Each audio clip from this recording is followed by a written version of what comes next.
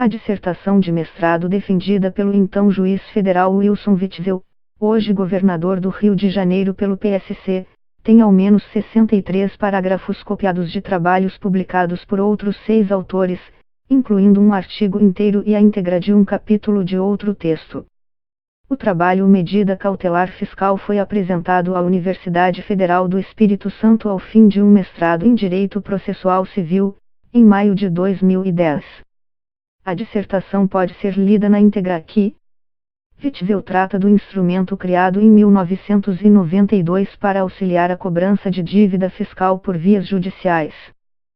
Segundo ele, a medida cautelar fiscal pode evitar grandes fraudes e artifícios maliciosos de contribuintes que agem de má fé e em desacordo com as leis tributárias. Witzel também faz um apanhado histórico do papel do magistrado e defende que o juiz pós-Estado liberal não pode mais ficar como mero espectador no processo de execução, cabendo-lhe a missão de buscar todos os meios e técnicas necessários para a entrega da prestação jurisdicional que se pretende. Dos 6 autores com passagens semelhantes encontradas, 5 não constam na bibliografia da dissertação. O autor exceção aparece, no entanto, citado por um outro trabalho. A reportagem procurou o governador Witzel, por meio de sua assessoria de imprensa, e elencou os trechos identificados como cópias de outros trabalhos e solicitou uma entrevista. Em nota enviado nesta sexta-feira, 13, a assessoria respondeu que os trechos citados exemplificam a dissertação de mestrado apresentada pelo governador Wilson Witzel em 2010, que foi aprovada pela Universidade Federal do Espírito Santo, UFES.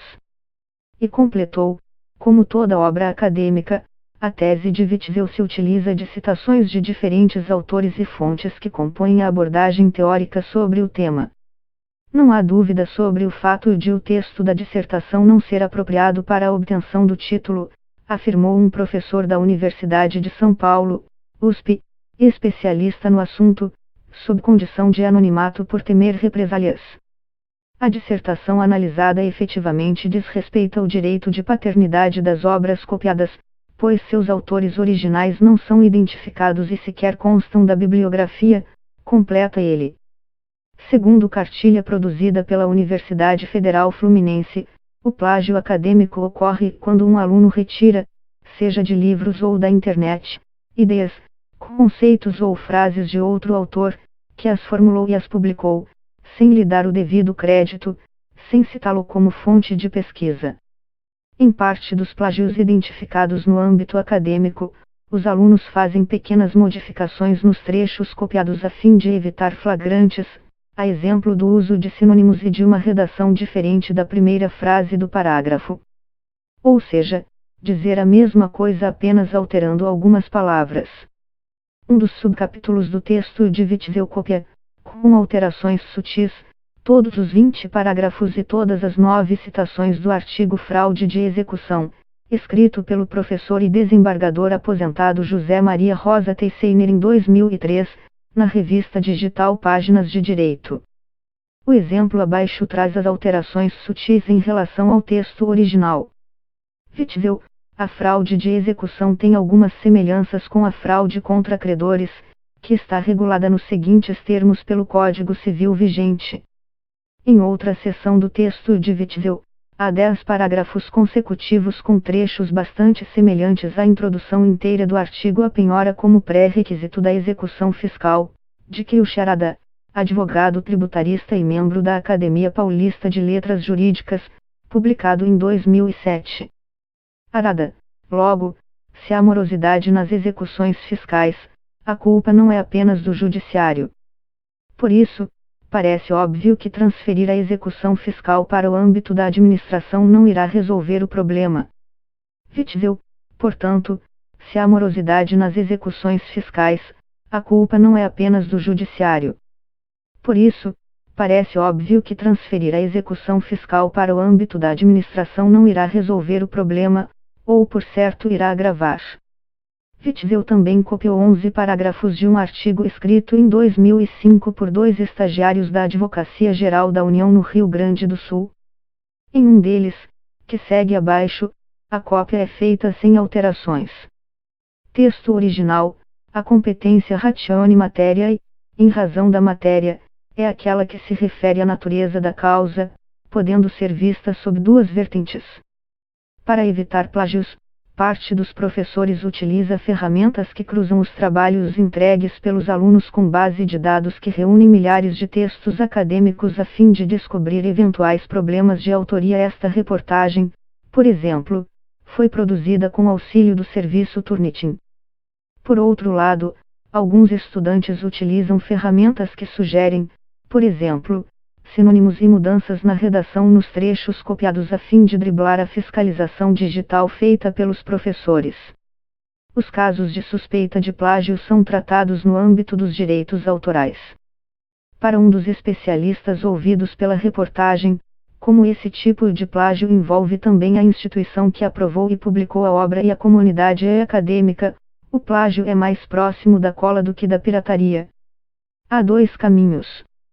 No primeiro, um autor que se sinta ofendido pode procurar a justiça comum na área civil, e o magistrado pode decidir se houve ou não plágio. Em caso positivo, a sentença pode determinar, por exemplo, alguma reparação financeira e a retirada do ar do texto com cópias.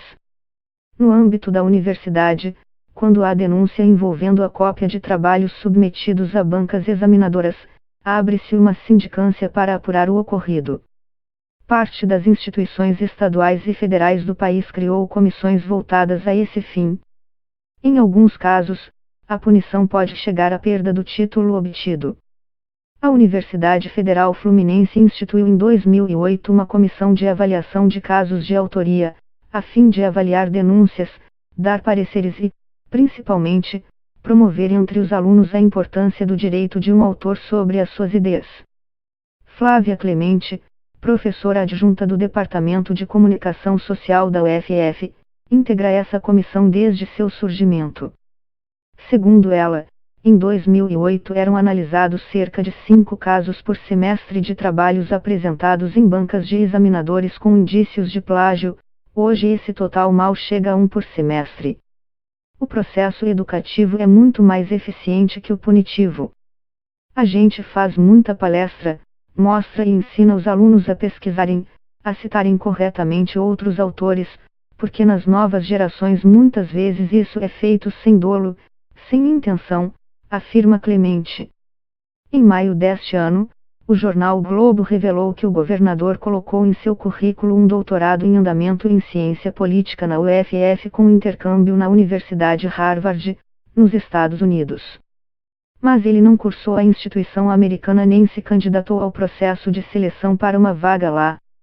À época, Witzel disse não haver erro em seu currículo, porque havia previsto a possibilidade de aprofundar os estudos em Harvard, mas a ideia acabou suspensa em razão da campanha eleitoral em 2018. Depois, ele retirou de seu currículo público a menção a Harvard. Witzel passou pelo exame de qualificação do doutorado na UFF em 15 de agosto, onde foi alvo de protestos contra a política de segurança pública de seu governo. Houve confusão entre manifestantes e policiais militares e ele deixou o lugar escoltado. No primeiro semestre deste ano, houve uma queda de 23% nos homicídios e aumento de 15% nas mortes em ações policiais no Rio em relação ao mesmo período de 2018. 2 semanas depois, ele defendeu a tese A Dimensão Política da Jurisdição após 1988, a fundamentação das decisões judiciais como um dos critérios de identificação e controle do ativismo judicial por meio de videoconferência.